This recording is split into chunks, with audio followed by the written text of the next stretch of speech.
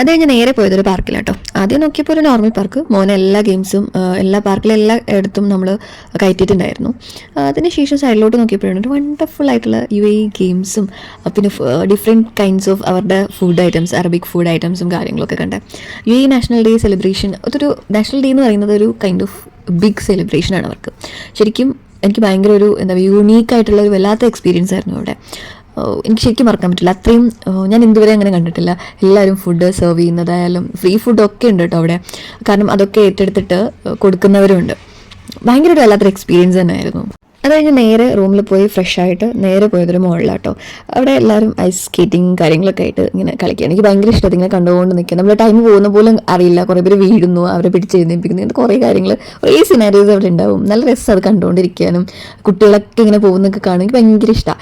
ഇതൊക്കെ കണ്ടുകൊണ്ടിരിക്കുന്ന സമയത്ത് ഞാൻ എൻ്റെ മുകളിൽ നോക്കിയപ്പോൾ എന്ത് ഭംഗിയായിട്ട് അവർ ഡെക്കറേറ്റ് ചെയ്ത് വെച്ചേക്കുന്നത്.